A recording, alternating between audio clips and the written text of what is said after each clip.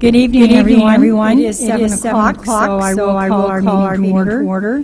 Tonight is our first look at our 2019 budget. This is entirely budget meeting. It's we don't have any bylaws, or we have one motion, but it's just bringing forward information this evening. So our approval of the agenda. I guess I do have a little bit of business. I do need a mover and a second. Thank you, Doug. And Councillor Ross, and Councillor Louder. All those in favor? Carried. Very good. Declaration of pecuniary interest, either now or at the time the item comes forward. Seeing none. We'll go into number four, which are Section D, Finance and Corporate Services matters for consideration. Our 2019 budget draft one. The recommendation action is that the 2019 budget draft one and related documents, budget documents, be received for information and discussion, and that staff amend the budget as directed. So I will ask the CAO to say a few words and turn it over to our treasurer. Thank you, Madam Chair. Just a couple things to know as Madam Mayor indicated, I handed it over to our Director of Finance, Treasurer. It's been a long and hard-working 4.5 months at a staff level, preparing for this meeting and pulling everything together. It started as committee and council back in June, getting some guidelines and timing from committee and council, and here we are today, 4.5 months later. One of the new things you notice that Carrie will certainly speak to is the binder format. We've tried to make it as easy as possible for to follow along. Hence why you're seeing a binder as opposed to having to follow along electronically, which we felt would be certainly far easier for committee. As I alluded to, the last 4.5 months have seen a number of meetings internally at a staff level, as well as a number of several pieces of correspondence back and forth with potential vendors, trying to get an idea on pricing. There's been several meetings departmentally, managers meeting with staff. Our entire management meeting, one-to-one meetings, treasurer and myself, and the respective managers, as well as senior management meetings. And let me tell you, there have been some interesting discussion and conversation, and certainly we've held one another accountable as we have approached today. I guess probably one thing I should note is, as I alluded to, thank you to everyone at staff level that have been engaged, played a part, leading today under Carrie's guidance and facilitation, and team's guidance and facilitation. There's been a ton of work put into today. Thank you, senior management team, all management teams, and certainly staff that played a role in that as well. And before I hand it over to Carrie, the things that as we go along this evening, we are looking for discussion and some direction leading tonight. So we will through the clerk we will guide that process as it pertains to some amendment motion, trying to get some direction. So with that, I will hand it over to Carrie to carry the ball down the field and walk through the binder.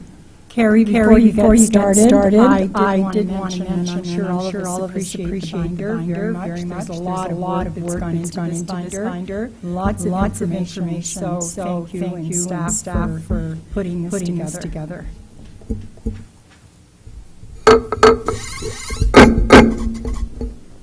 Thank you, Madam Chair, and welcome to everybody. Our first working meeting on our 2019 budget number one. I will do my best to go through the volume of detailing documents that have been provided in a summary fashion. But certainly, as the CAO mentioned, this is our kickoff working meeting, and certainly questions and recommendations are welcome at any point of our discussions. So what I will do is go through and summarize my report as well as some of the attachments. A lot of the documentation that has been provided, council has already seen. It was just provided as information in terms of starting off the process, which again, as the CEO mentioned, it was last June when council approved our 2019 budget goals and objectives. So anyways, I'll begin with just going through briefly the report highlights and the attachments. So attachment number one is the town's budget procedure policy, which as you know, we amended not that long ago to include council's adoption of a two-year capital budget. So really that's there for information and background information. Jump in at any time if anybody has any questions on some of these documents or reports that I'm not going into too much detail about. But the budget procedure is pretty well detailed and laid out in terms of when we as staff started on this process and what we would then bring forward to committee of the whole and council. And attachment number two is the 2019 budget timeline that council approved back in June as well. And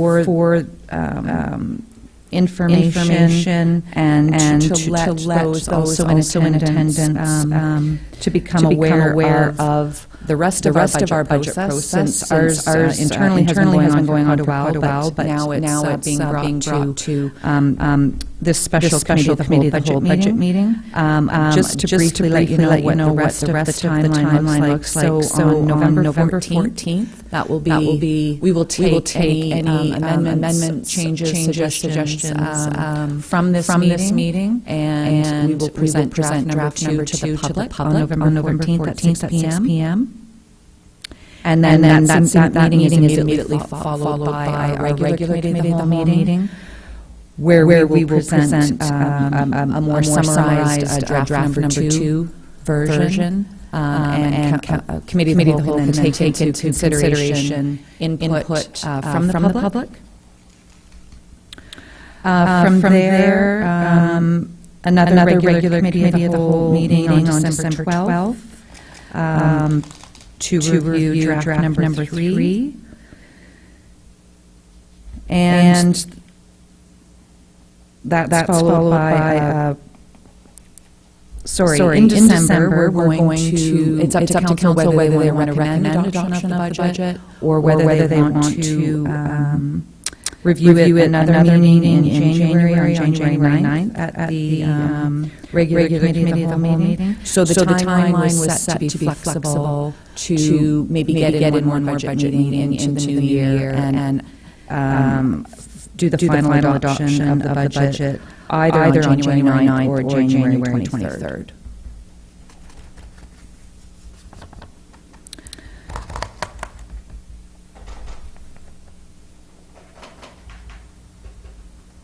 Attachment number 3 is, again, for information, and that's the 2019 budget goals and objectives guidelines report that council approved on June 27th of this year.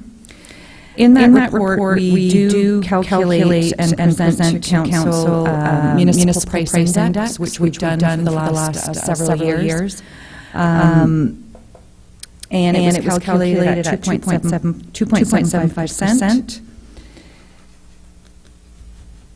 Council approved the recommendation that staff be directed to prepare the draft number one of our 2019 budget and to keep overall budget increase in line with this MPI calculation of 2.75%.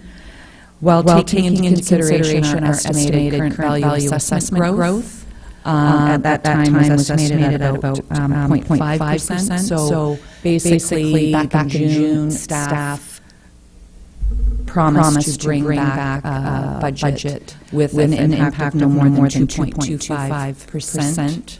And that's what we have done tonight.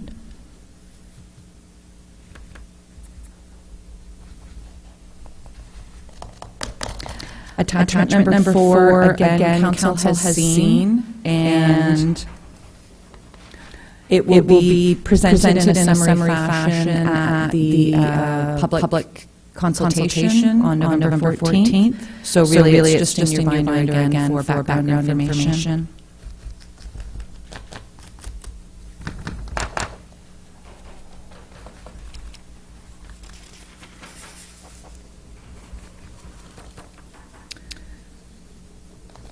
Attachment number 5. So this is management's draft number 1 of our 3-year budget summary.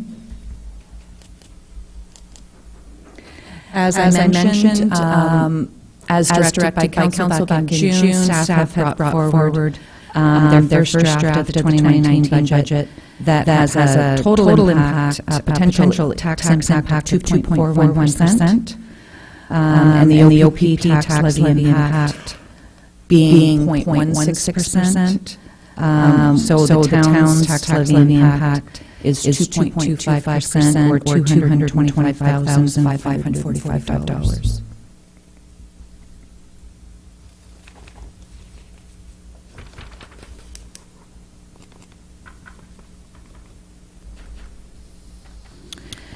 And I'm going to just take a step back again as well. Basically, the work that staff have been doing over the last 4 months or so, I just wanted to briefly let you know where we were at when we first came together as a group and how we got to today's presentation of draft number 1, which is sitting at 2.25%.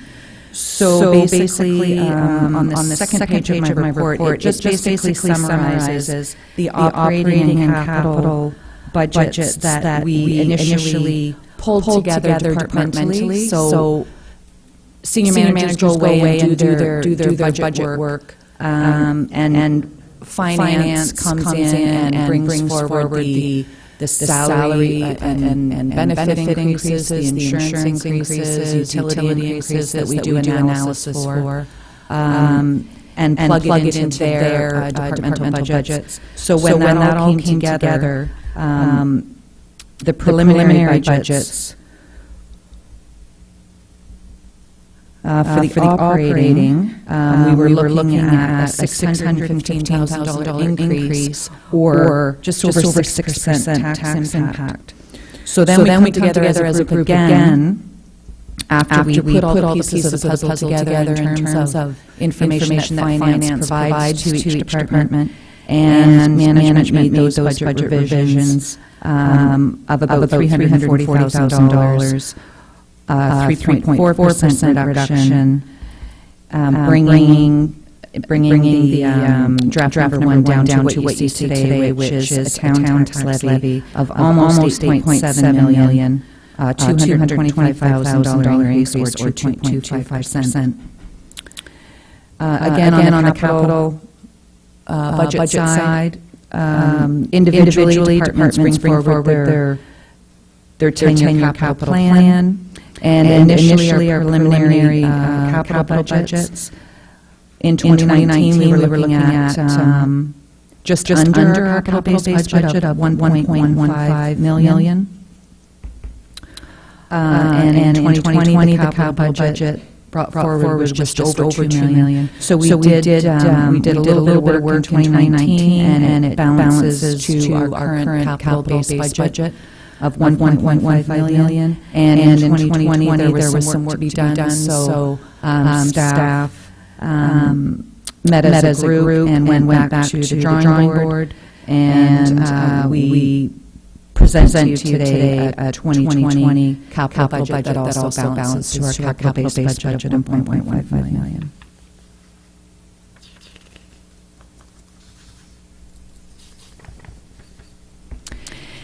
And if you go back to attachment number 5, again, the operating budget summary,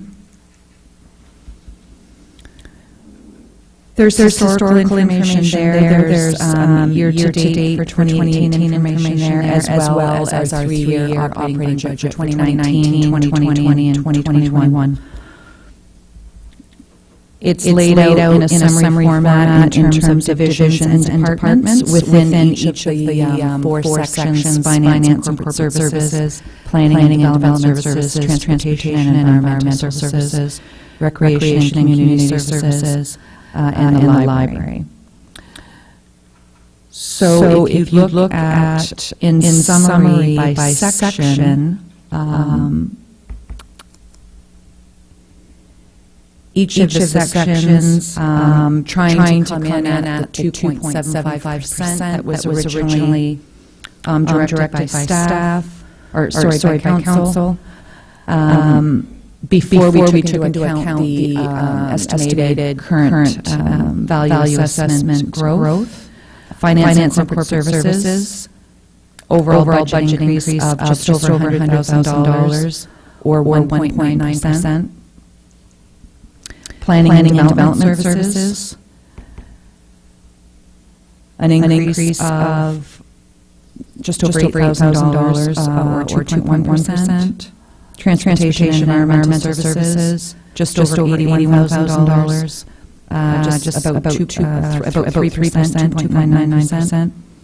Recreation and community services, an increase over 2018 of $40,000, or 3.44%, and the library an increase of $10,500, an increase, a budget increase of about 2.75%. In my report, under the analysis section, I have reviewed all of those divisions, departments, and all of the major budget changes that were driving those increases by division as well as by department, and ultimately each section that I just summarized. And the town's 2019 budget, again, as I mentioned, the total potential tax impact of 2.25%. In total, including OPP, of 0.16%. We're looking at an increase to the budget, to the tax levy over 2018 of $241,507, or 2.41%. I'll just mention that the OPP's 2019 estimated billing costs did come in time for this draft number 1. And if council remembers, we have set up an OPP reserve, and we do use that on a stabilization basis to offset the annual increases to the OPP tax levy. So in total, the OPP tax levy impact was about $36,000. We offset it by almost $19,000 using our reserve to bring it down to the current $16,000, or 0.16% tax impact.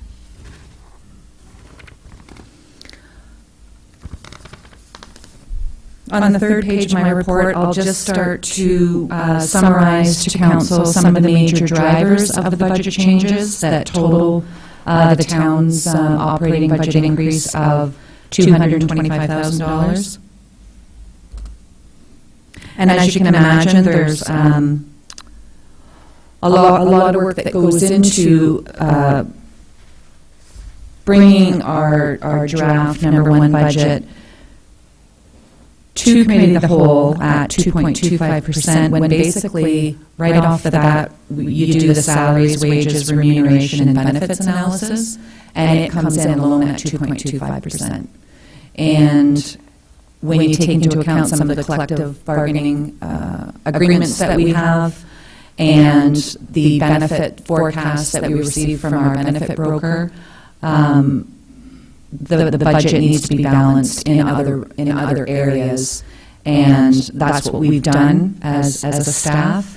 And some of those budget changes and major drivers of the changes are summarized as follows. So in addition to the salaries, wages, remuneration, and benefits for staff and council,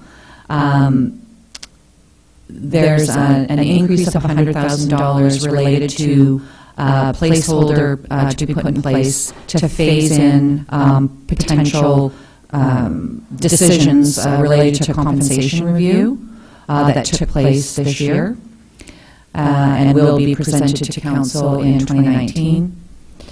In addition, there was an increase of almost $245,000 related to our Champlain Road internal loan, as well as our Main Street debenture related to Main Street reconstruction. Staff is recommending that increase be offset, at least for the first 2 years, by our asset management reserve.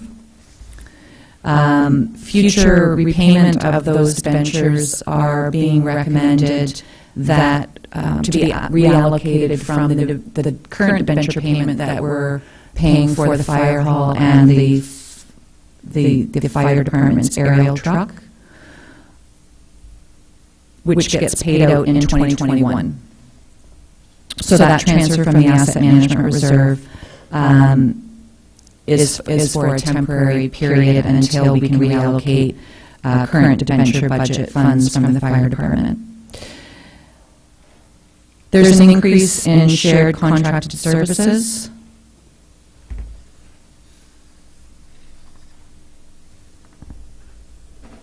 And that's related to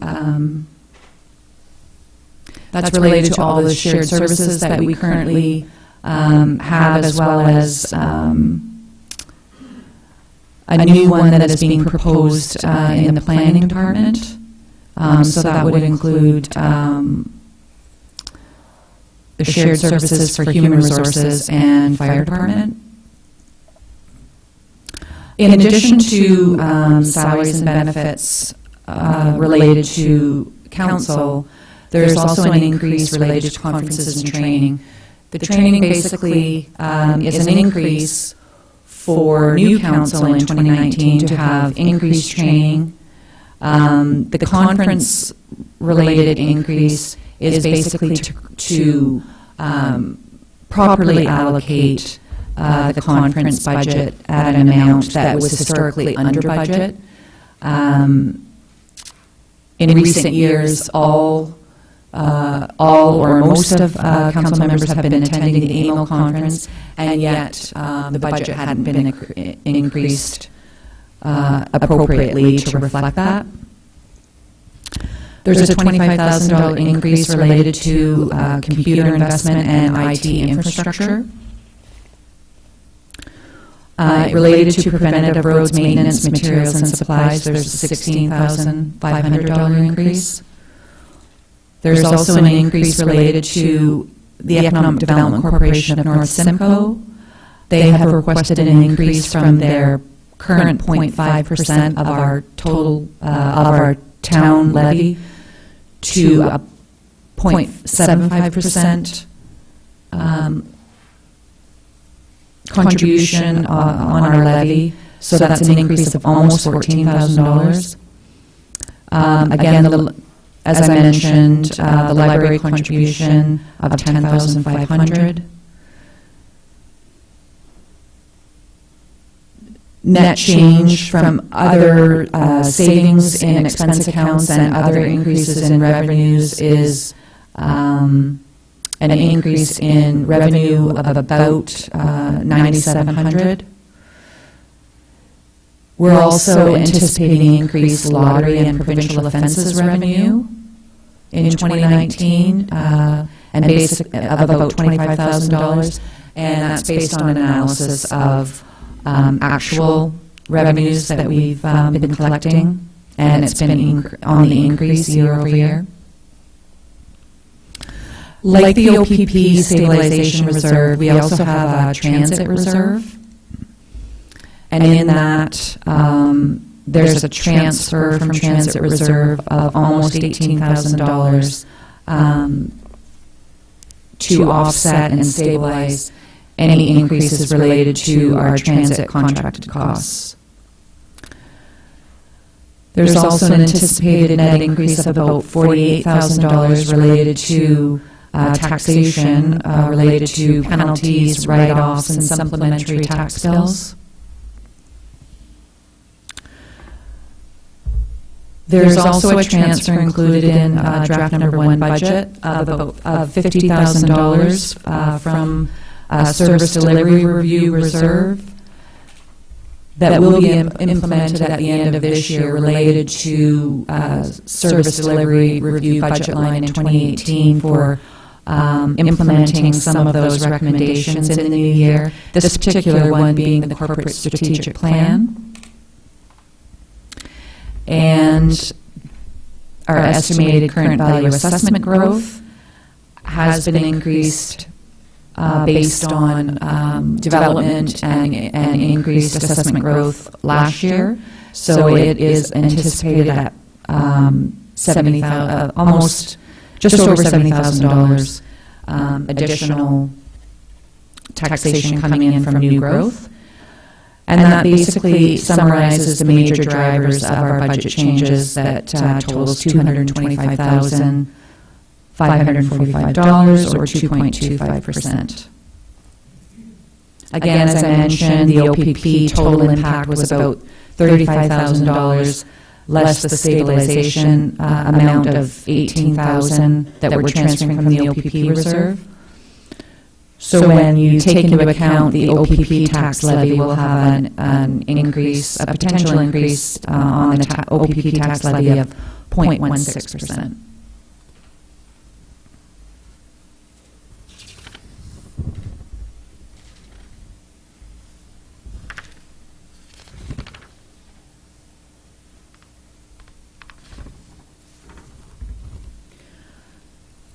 Does anybody have any questions so far at this point in terms of any of the operating budget that I just went through before we move on into the capital?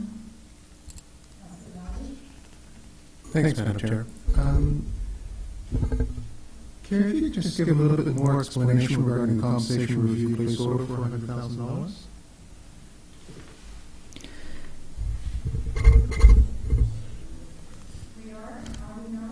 We are going to go through each section, are we not? Or are we? No, the individual line-by-line budget items provided at the back of your binder or for your information. If that produces any questions that anybody has on any particular department or division, certainly senior management are here to answer any of those specific questions. I won't be going through it in detail. The summary of the major budget changes that I just described come from the budget as a whole from all sections, and some of them individual items from those sections. So unless anybody has any specific questions on the line-by-line items, I won't be going through them.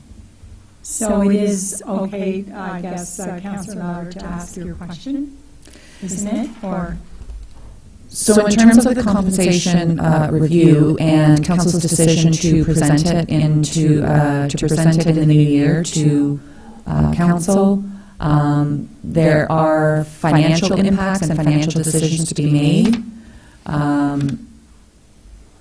through the results of that compensation review, and from a financial, based on the work and the analysis that was done this year, there was a phased-in approach that we did an analysis on, and our recommendation is to put money aside so that financial impacts will be lessened or stabilized when the compensation review is presented to Council in 2019.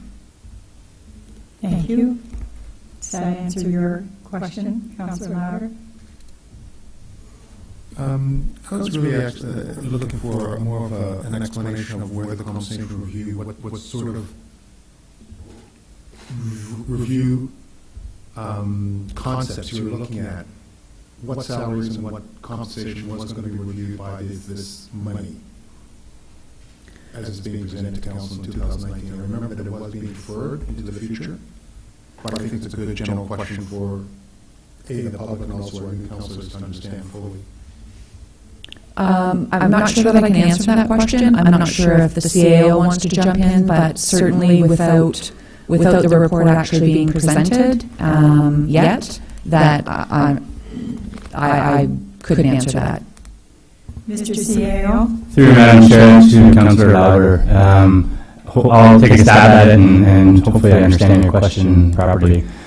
The intent of the compensation review was to look at look at the entire organization, including the library, in terms of internal equity amongst ourselves and the positions within the organization. Market equity, so look at compare a comparator group of 13 or 14 municipalities externally and compare our positions apples for apples, as well as look at pay equity, as that's a legislative component. So in terms of what was involved with the compensation review, those three aspects were involved, and that was the sole purpose and intent. I guess I'll just so hopefully that helps clarify what was involved in terms of the compensation review. As the Treasurer identified and alluded to, per Council direction, that will be represented to Council in the new year with some options for Council to consider in terms of implementation. This is simply a placeholder at this point, and that's really the intent here, so that there's something that is budgeted for and accounted for, so that in January, assuming there are some decisions made, we're not left with nothing accounted for and nothing in the budget to address compensation review. There are also some policy type changes that we're looking for, which frankly don't have a financial component to it. But that's definitely the intent here, is that this is a placeholder so that the new term of council in the new year has, we have something in the budget to account for the compensation review. Thank you very much, Mr. CEO. And likewise, as I said, it was meaningful for new councillors and also for the public just to understand that the town is trying to get themselves on an even par with all municipalities locally. And as such, this is part of the conversation, just if there are some measures that we have to take in order to bring ourselves to that level. Thank you very much.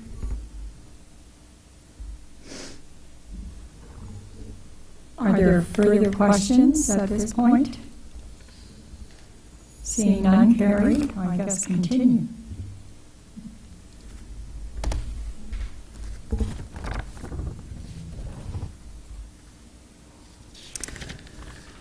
Thank you. I'll move on to attachment number 6, which is the corporate 10-year capital plan from 2019 to 2028.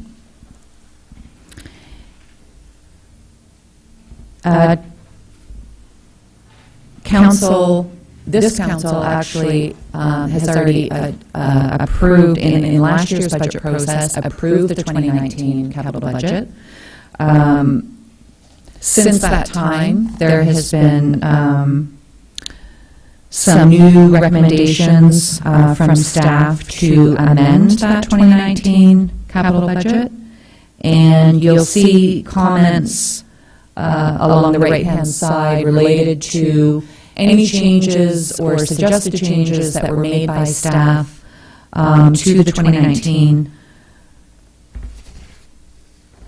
capital budget that's already been approved by council. Some of those changes highlighted in yellow. So if anybody has any questions pertaining to those changes, they can certainly address or ask any questions of senior management.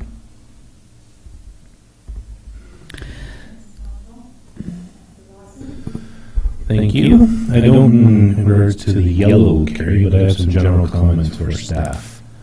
We luckily just got through the election campaign. I want to express some comments that the public raised to me going door to door. Brian, in the capital for the next 10 years, I don't see a lot of fixes to concerns I'm hearing about. So one area I would like to bring up for future consideration for new council and for you, stormwater management concerns. I heard lots of issues bottom end of Fox Street. I heard a lot of issues up in Burn subdivision. I heard a lot of issues down behind the post office. Drainage issues for long-standing down on back. I'm hearing a lot of issues that have been long-standing for a long period of time. I understand there's a lot of conversations between you and other members of staff, but I'm not seeing in the capital plan about remedying that. I know everything has a price tag to that, but I think we need to give it some real serious consideration. I think about 3 meetings ago, we had several members of the public here to talk about culverts on Hilltop, and we kind of came up with a little Band-Aid solution we're going to do with that, and our remedy was to do sod, and then we're going to fix it in the new year. So I think there's a lot of work we need to do to maintain infrastructure, and I'm hearing again a lot on stormwater management aspects, so and again, there's nothing to add to that here tonight, but I just want you to be aware of that, know about that. When I look at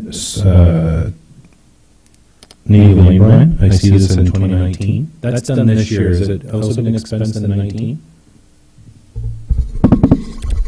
Through to Councillor Rawson, it's to cover any costs that might be carried over to next year during the warranty period for the project. So anything that any remaining budget is remaining at the end of 2018 would be carried forward to 2019 to cover those administrative costs. Okay, thank you. I also am a little, I guess the word perplexed. Martin Valley Park has $220,000 put into it in 2022 and $300,000 in 2021. So we're putting just about $500,000 in Martin Valley Park in the next few years. But there's $150,000 going into McGuire Park next year. And one of the things in the budget justification was Friends of Youth, we wanted to donate some money to it and make it really good, but we don't want to do the standard blah. We want to be able to go up and spruce up and do a little more. And I'm just wondering, of all the parks, I've been to all the parks, and I think it's 2023, we're anticipated doing Charles Scott. I live there. No one ever really goes there. You look at all the parks around. McGuire is one that we use a lot, and I always see activity going down there. And thanks to Council Otter, we got pickleball down there. And I don't see us doing a big wow with the job down there. So I think we need to do a little more with McGuire as opposed to what we're doing with Martin Valley. Just a comment. Again, the new council can decide what they want to do about that. Question 2, Ryan, on the 2020 budget. You've got in here a sidewalk removal and replacement on the Robert Street from Scott to Center Street at a cost of $84,000. I don't know if that's a bad stretch. I walked it a few weeks ago and it didn't seem to be too bad to me. I'm wondering why we're not looking at new sidewalks. We had a public petition brought here to us about 3 years ago, and it was about youth on Dunlop Street. If you remember, we did some traffic calming over there. I hear lots of issues about traffic and traffic calming. Jennings Drive is another example. And here we're replacing a sidewalk, which I believe was replaced about 12 years ago. I don't think it's in terrible shape, but there's a lot of areas that don't even have a sidewalk. And I don't see us fixing other stuff like that, except we're just replacing that. I'd really like us to consider that sidewalk. You don't need to comment, Brian, just add that for your consideration. And hopefully our new crew. I'll leave it at that. There are further comments by other members of staff, other members of council. Brian, did you want to comment to any of the issues that Councillor Rawson has brought forward? Your Worship, they're good comments, so we'll take it back and we'll review and make adjustments as necessary. Thank you. Councillor Louder. Thank you, Madam Chair. A couple of comments. And I'll do it in the exact same way that Councillor Rawson did it, just to bring forth.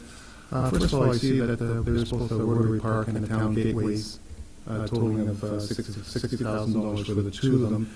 And I'm just sort of, can we combine them, not necessarily combine the gateways, but combine the design and the presentations of them, because I think there's going to be a common theme, and if we get something elaborate and beautiful at our town gateway, we may also be able to bring it into the Rotary Park Western Gateway. So maybe we'll be able to knock down that 60,000 a little bit.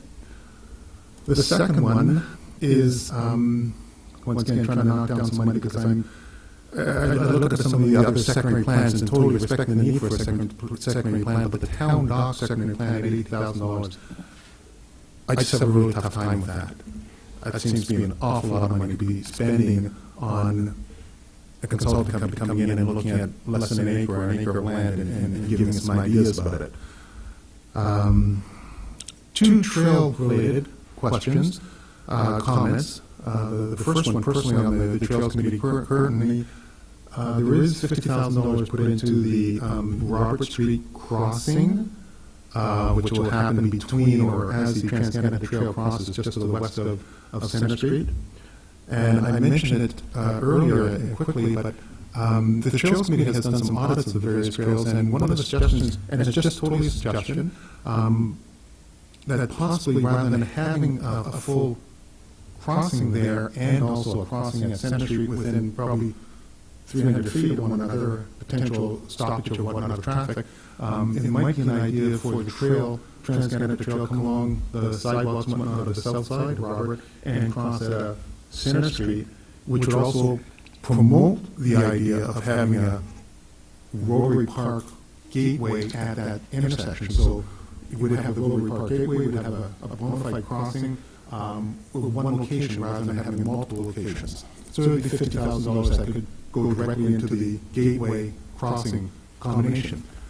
My last comment, I am going to ask for an answer so that everyone hears the answer, but I know Simcoe has done a major multi-use trail review all the way from Highway 12 all the way up through to the end of the Midland, and then they enter Penetanguishene as we come up, and we enter Penetanguishene through to Thompson. Now, for that, I know on the Trails Committee when we saw this for the first time 2 weeks ago, we were a little flabbergasted that there's a $90,000 bill being extended to Penetanguishene to do a Simcoe County trail on Simcoe County Road. So I'm going to ask Sherry for an explanation so that everyone understands. I personally feel that Simcoe County should be putting a lot more money towards this trail.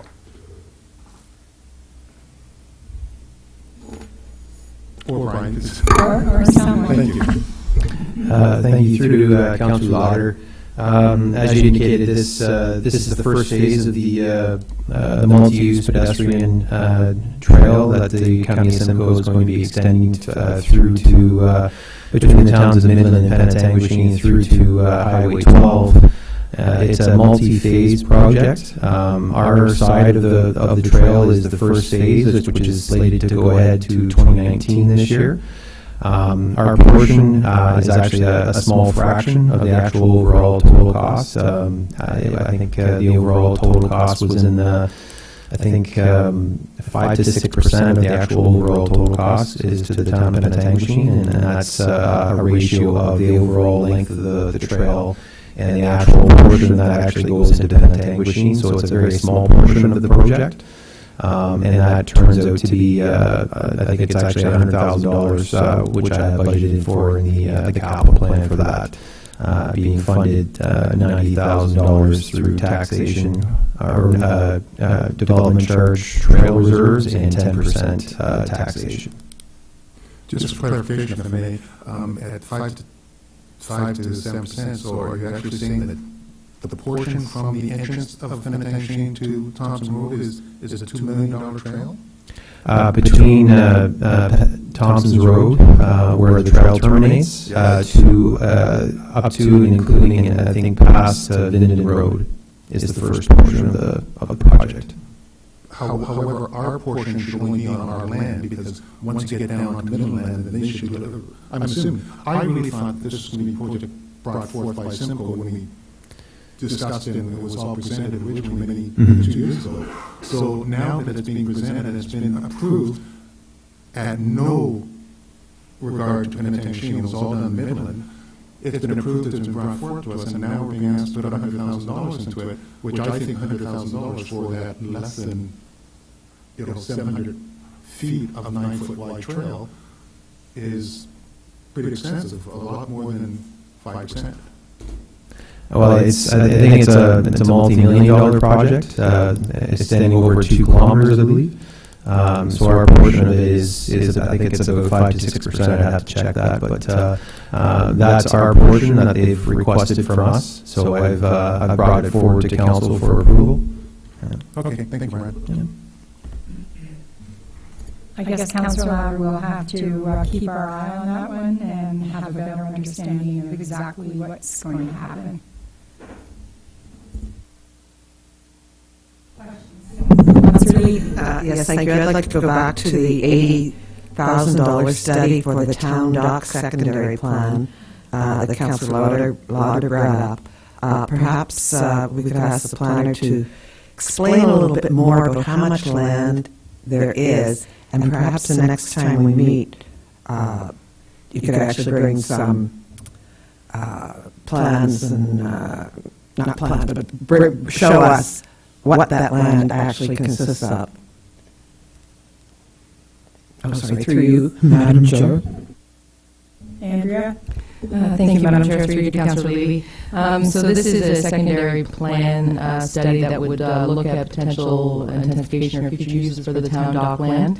You may have heard me say in the past before that the location of the town sewage treatment plants on our main street impacts or limits the different types of uses that we could have on the town dock land. So part of the secondary plan would be those supporting documents that we would need to demonstrate how we could develop that land or what that land could be developed. So it had noise and odor, potentially dust study, the engineering type of things for shoreline control, all of that is encompassing that $80,000, and then with the actual planning study to talk about different types of land uses, urban form, design guidelines, everything like that would be all encompassed in that $80,000. Madam Chair? Yes. Thank you very much. Supplementary to that, I would just add that I think before we spend $80,000 on a study for that bit of land, we have to make a decision as a council which is going to go, our dock parking or our launch ramp, because that is the land. I don't think there's another piece of land that's attached to that. So I can't see us spending money on something that council would have a great deal of trouble with. I'll just make that point now and see if any other councillors have anything to add to that. Does anyone else have a question to ask on that particular item? Yes. Just one then. It does make you kind of wonder, Andrew, are we talking about the town dock parking lot? Through you, Councillor, or Deputy Mayor, to Councillor Rose. So it would include all of town dock's land, so the launch ramp, launch parking area, as well as the town dock lands. So it would investigate that whole land and also include in its discussions potentials for continuing the uses that we have now, as well as providing opportunities for future uses or new uses on there as well. So I'm not saying we would get rid of it. That would be something that would be discussed as part of the study itself. It just makes me wonder a little bit. We kind of all live here. We all kind of know where the sewage treatment plant is. We all know that what can go next to it and what can't. And right now we have a very good common use. It's the launch ramp. That's the parking. That's the overthing. I don't think $80,000 to tell us that you should keep the launch ramp there and keep the parking lot there and maybe spend the $80,000 on doing some more paving or fixing up that road or doing a little dust control. Other than that, I'm not real interested in somebody saying that we need to keep what we already have. Councillor LaRose, Councillor Louder. Thank you, Madam Chair. And sorry, and I know Andrea is not able to offer direct conversation, so I'm going to follow her up, because it is important that we take the initiative, from a planning standpoint, we take the initiative when we set the tone and we say what should be going on in that area, so that if, for example, it doesn't necessarily allow us to control, however, and I'm just going to throw out, there's other people down in that area, and if they were to sell or move or just make any changes, then with us having a secondary study of that area, then we would dictate the sort of stuff that we feel should be going on in there. So we have more control when we have these secondary studies. So all that's great. I'm just saying, and I totally agree with Councilor Rose's thoughts, it's just that I don't think, and I totally don't think that the 80,000 is appropriate. I do understand the extra with the dust and the noise studies that have to be done, but I'm thinking we don't need to, because we do have a firm plan right now. We don't need to just be that extravagant to that degree. Thank you. Thank you, Councillor Louder. I'm sure staff is hearing loud and clear on this particular issue. So I'm not sure we're not making any motions to actually remove something, but I'm sure that at a later date, more information may come of this particular item. And while I've got Mike Ambry, I had a question about the Lucy Street development proposal. I see that it was removed with the development of a building possibly on that property. I just wondered why this proposal has been removed. Thank you for the question, Deputy Mayor. So the actual budget item for capital budget for that was $10,000 to do a Lucy Street development proposal, and council has provided direction to sell that land. And so when I went back through the history of that site itself, we do actually have some details about how it could be used for residential development. So I'm not sure that the $10,000 would have done anything different or changed anything with the plan that we had in place before. So I didn't feel it was necessary. Thank you for that explanation. Yes, Councillor Ross. Just a quick question for Sherry. Sherry, recently, I don't know when, but it's in the last 5 months, there was a flood at the museum. Do we know how much money it was, like damages to that? Approximately? Thank you for your question. We don't have the value of that equated just yet.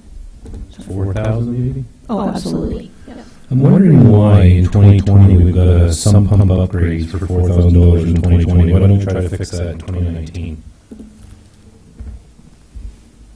We can look at that with the next revision. Thank you. Council, any questions? Comments?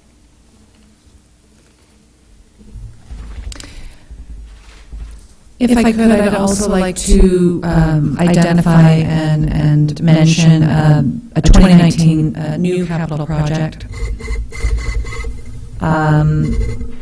We have received a request from the Huronia Airport for a capital request to the town of Penetanguishene, the town of Midland, and Tiny Township, who are the joint owners of the airport, for $112,000 to fund the replacement of their fuel tanks. The $112,000 was an initial figure identified by the Huronia Airport, and recently we just received an email from the town of Midland, who's a 50% share owner, and proportionately contribute that much money towards the operations, and the town of Penetanguishene, I believe, is 10%. Oh, Yeah. 28. Okay, I'm thinking of SSEA. 28% for the Huronia Airport. So in a recent email, we received information that it could potentially, the total project cost more, and that 112, we could be looking at a request up to $175,000. So I just thought I would make that comment. The amount that's in the capital plan right now is the initial amount that we've received, but I think they're doing some fine-tuning or more analysis on the total project costs, and it may change that request. Thank you for giving us that information. So, Carrie, would that mean that to find that extra 60+ thousand would have to come from something else? Something might be dropped to compensate? Correct. So currently, our taxation available to us for 2019, our capital-based budget is, again, as I mentioned, 1.15 million. The plan in front of you balances to that figure, so we would have to move something, change something, defer something, or we would have to fund it some other way. So it could be funded through other funds besides taxation.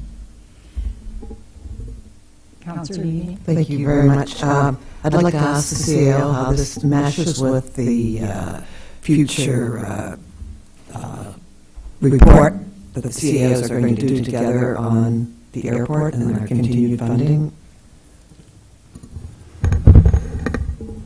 Through you, Madam Chair, that's a great question. The three municipalities, being Tiny, Midland, and Penetanguishene, have all had the conversation, and given the urgency around the fuel tank situation from a health and safety perspective, as well as from an operational perspective, the CAOs, as well as the treasurers, felt it prudent to get some placeholders in the 2019 budget to address the fuel tank system. Tiny Township is taking the approach that, and it may not be endorsed by their council at this point, but certainly administration is taking the approach that their expectation is, let's do the study first, and then address the fuel tanks pending the results of the study. I think Midland has suggested that they're looking to really just get a placeholder in the budget and let's get the study, the procurement process for the study underway, and then we can have that conversation with the Commission around timing. I know that from the Commission's perspective it is an urgent item, but does it make sense to defer the fuel tank conversation in advance of doing the study? I don't know the answer to that question, other than staff felt it prudent to get something in the budget because I think sooner, at some point in 2019, the tanks need to be addressed, and I'm not convinced that it should wait until the completion of the study. I'm sure that Councillor LaRose could probably offer a little bit more given his involvement with the Commission. But just before I do that, what I would note around the Treasurer's comment and I think the Deputy Mayor's question, the fuel tanks as a project, you'll note, we're actually proposing to fund it via the reserve. So that 112 would potentially, pending the availability in, I believe, the Capital Asset Management Reserve, could be drawn from the Capital Asset Management Reserve to account for that additional roughly $60,000 if the fuel tanks come in at the $600,000 to $650,000 mark that the Town of Midland procurement staff have recently suggested, as recent as earlier this morning in an email. Thank you, Mr. CIO. So there's more information to come before this will be finalized. Other questions, Council? Yes. This is my last time doing this rant. And then we're back to operations for a second, if everyone can indulge me. Currently, we're doing a shared service with building service and fire and transit. I think Midland's getting a fabulous deal with Paul's expertise in Midland. I would suggest that our $1,400 savings a year that Midland's getting a bargain. And I've been saying for a while that we got to go back to the table and renegotiate that. So I hope this council, or next council, I think the contract is due in July or August of 2019. April, even better. So there's a fabulous opportunity to renegotiate that. I would suggest you could look at it through a population density. We can look at it a lot of ways, but I would say a 60-40, 65-35, that Midland's got to pony up, pay a little more. This 50-50 split where we get $1,400 savings a year is nonsense. So I think there's lots we need to do on that front. I've talked about this about recreation as well. Cindy actually enlightened me last year during this that I think we're getting about $55,000 a year from Tiny for their contribution to the library, but we get less than $15,000 for the use of rec. And when you look at swimming programs, when you look at the arena utilization, it's between 40 and 60% are outside of the town of Penetanguishene. So I think we've got to quit saying, hey, your $15,000 to Tiny is acceptable. I think we've got to knock on the door and say, time to pony up. So hopefully we get to the back and do that. And finally, on the airport, since we're talking about that, I hope our council, while we're going through this evaluation process, gets our friend Ted Walker to the table and says it's time that TAE comes to the table and they ponies up to the bar as well. We can't keep paying the freight here. So 4 partners got to be involved with the North Simcoe Airport, who everyone benefits. Tiny's got to pony up, and Midland's got to pony up for Paul's expertise and a smile every time. And I've ranted about that. I want to say it one final time. Thank you very much, Councillor Rawson. No doubt we have been after Tay Township for a great many years in reference to the airport. We will continue to bang away at that, but just not been. They have not been receptive to getting involved in that respect. So we hear you, and certainly I agree with you 100% that they should be part of it.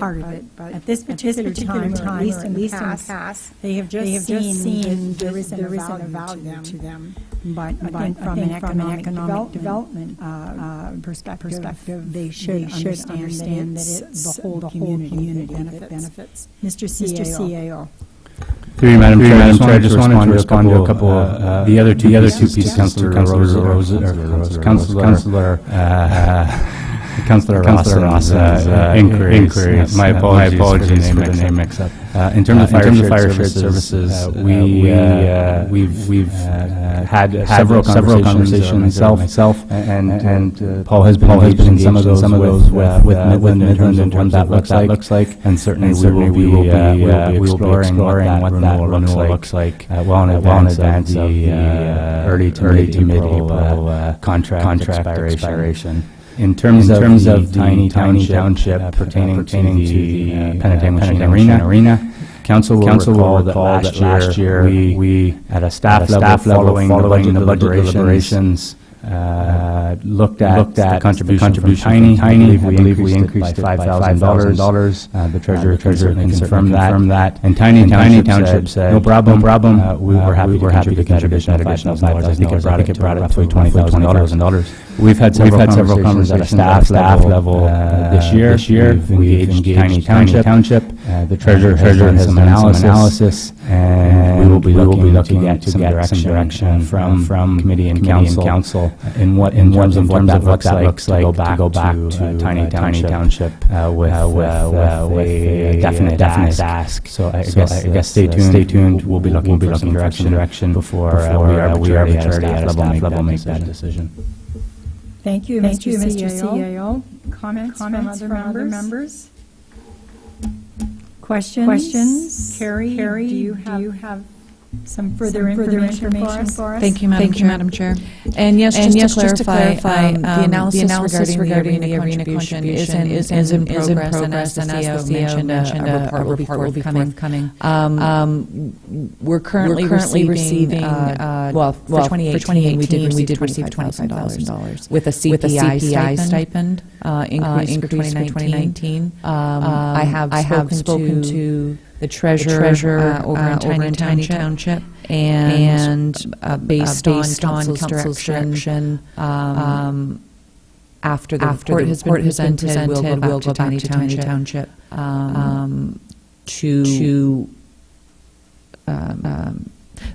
based on council's direction. I will go back to Tiny Township with a request, whether it be to receive what we're currently getting or to ask for an additional contribution while they're working on their budget as well for 2019.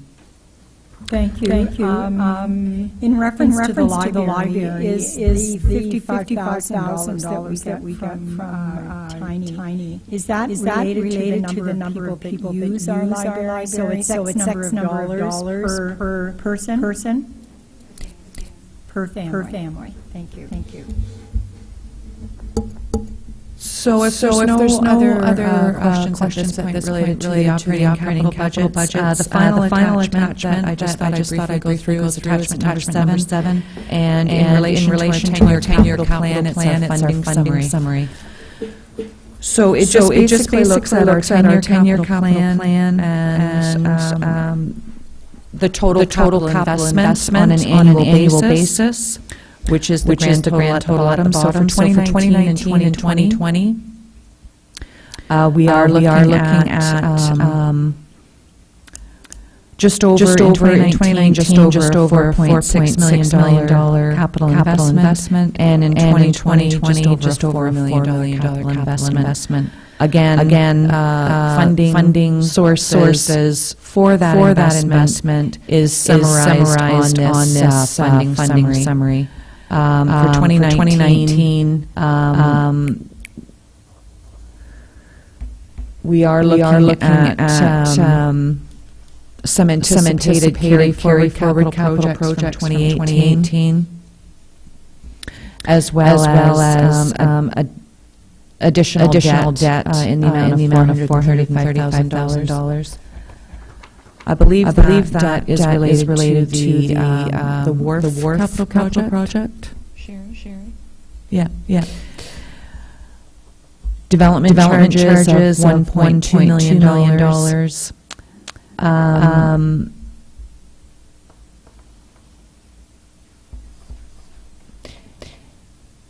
In terms of the development charges for wastewater and the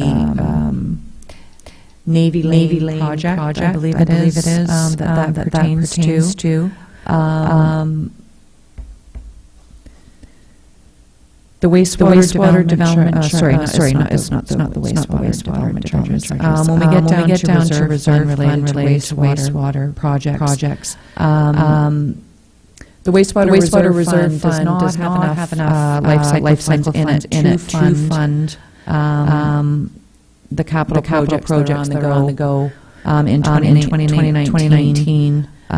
So there will be a report being brought forward to internally borrow from other internal funds to fund some of the wastewater-related projects.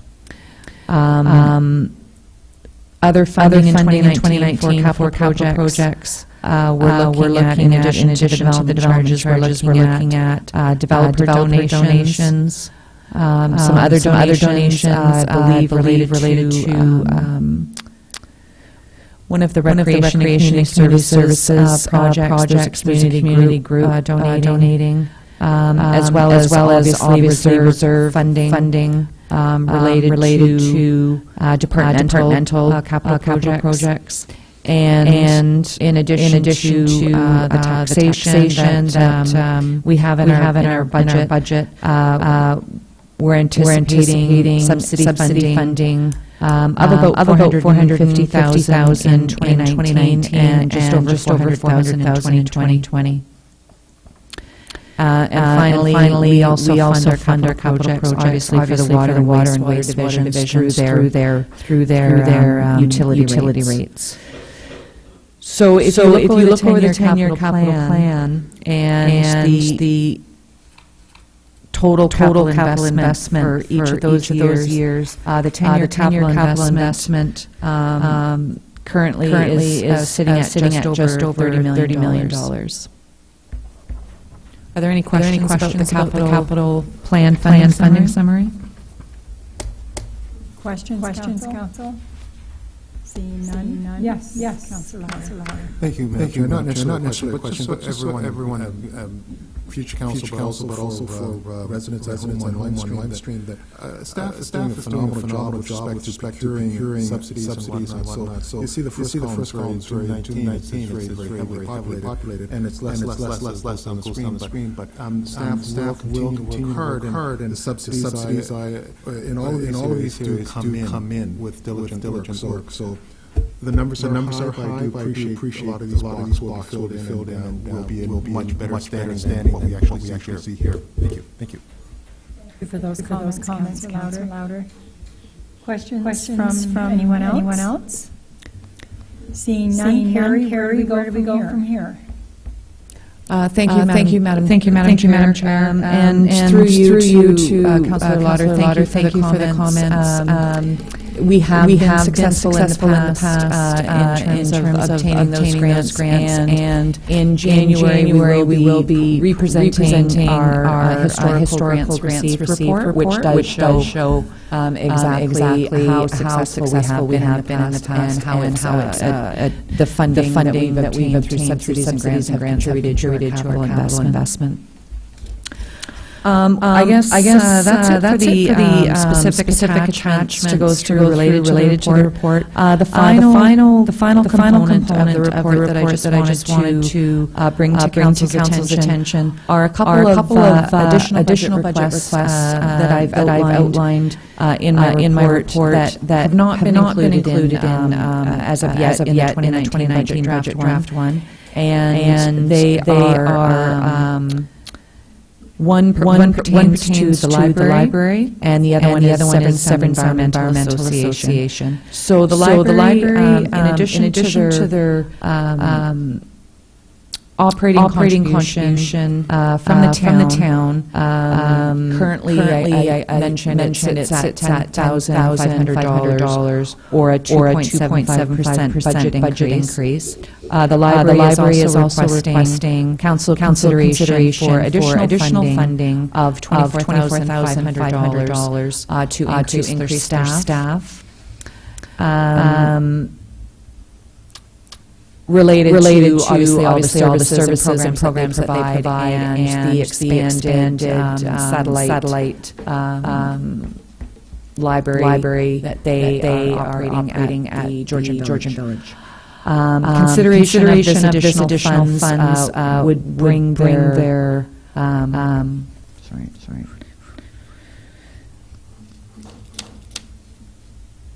bring their total annual budget increase to approximately $36,000 or a 3.4% budget increase, which is a 0.4% tax impact.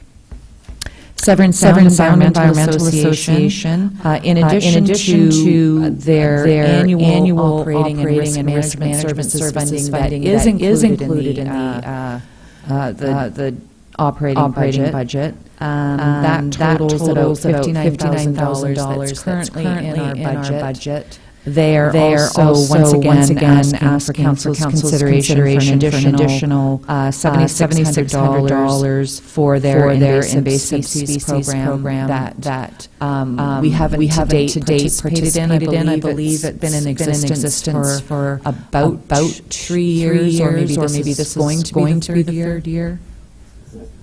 Second. They've Council has not made the decision to participate in that program, but they have once again asked for reconsideration of that in the amount of $7,600. Total of these additional budget requests is just over $32,000. Or a potential impact of 0.3%. So again, considering that we have brought our draft number one budget in at council's direction of 2.25%, these are on top. These requests are on top of that, and would have to be council. We would need council's decision in terms of directing staff on how to handle these two requests. Did you want information on that this evening, Carrie? Pardon me? Did you want some information on those two items this evening?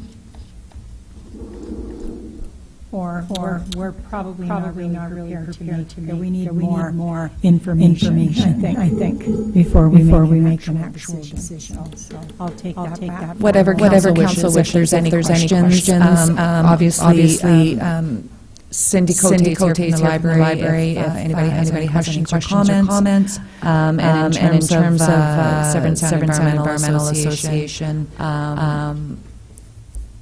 once council makes a decision on that, I would contact them and advise them. Thank you. I do believe Councillor Rawson wanted to comment. Sure, comment? I'll say the unpopular thing. So the June request by council to bring in the budget 2.25%. Carrier standard library request is at 3.4%.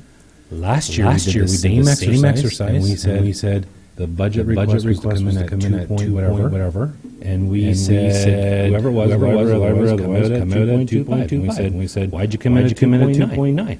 Well, we need more staff. That's nice. We held the line at that number. So to me, the easy thing tonight is 3.4 becomes 2.5 or 2.25, whatever that number was. I get the staff and all that other stuff, but again, that's the governance issue. That's their issue. The easiest thing is to go. The numbers 2.25. No, it's not the popular thing, but we need to do, and that's what we did last year. Thank you for your comments. Yeah, I think our CIO wanted to comment. Through you, Madam Chair, perhaps some ambiguity. I think the treasurer spoke. You'll see on tab 2 or 3, I believe it is. Attachment 5. The library is actually at the 2.75 that we originally spoke of in the guidelines that council approved. This piece on the second last page of the staff report is actually above and beyond, not included in that overall bottom line. This is an ask that was made, but we asked the library to come in at the 2.75. And as such, they have, and this 24,500 is not included in the draft budget. It's noted as no request, should committee or council wish to entertain it. Thank you for that explanation. So council, do we have other concerns or questions at this time? I think staff heard some issues that have been brought forward, and we'll make adjustments accordingly, and we'll have a second draft we'll look at. Is that fair comment? Everyone agrees?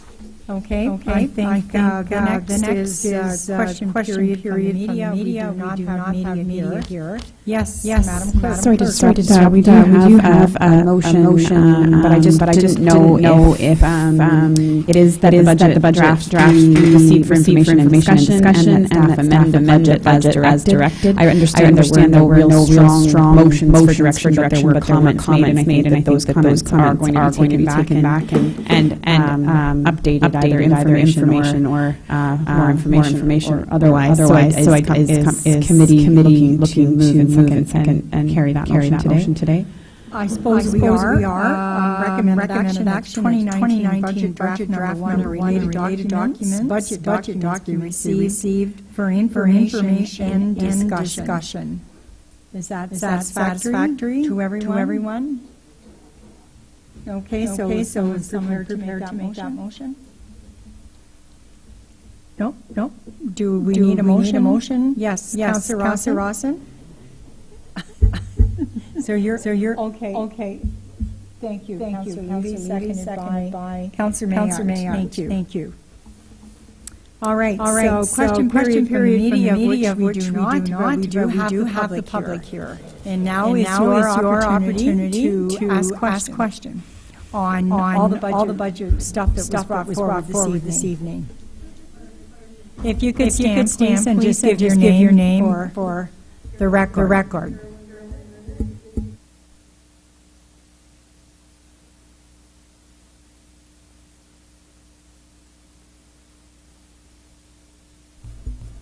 My apologies for the acronyms.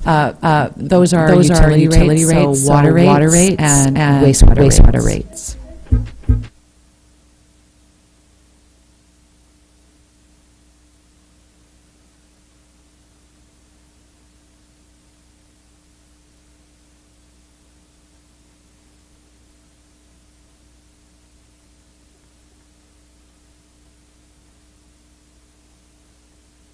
I'm sorry. I was hoping that there was going to be an announcement, and I'd like to have a question what's going to be an announcement. But just so the public understands, and here's from our recreational and consulting WSP, we're hosting a cycling strategy on November 8th. at the Brian Orso Hall at our arena at 6:30. And once again, there'll be a public meeting so that we can gain public information with respect to the cycling and development of cycling in our area. Love to see as many people there as possible. Thank you. Sorry.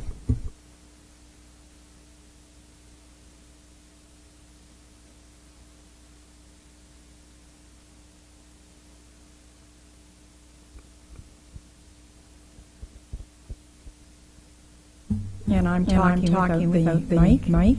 We have received an adjournment motion by Councillor Ross and by Councillor Levy. Thank you very much for your interest and